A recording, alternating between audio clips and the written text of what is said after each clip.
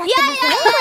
ちょっと違うから、今時はね、もう金岡の時代は終わっていて。なんで終わらせんだよ。今からマリオカの時代なんよ。マリオカートマリオカートがね。つけたよ。そう。何言ってんだよ。オカニャンはね、こんなマリオのこと好きなんだな。なんてタイミングのいいチャリなんだよ。マリにアレルギー出るな。まあ今日はね、僕の誕生日に免じて3人で仲良くしようよ。確かに先輩がそう言うなら。そうだよ、ほら手をつないで。はい、じゃじゃーん。無理やりじゃないですか。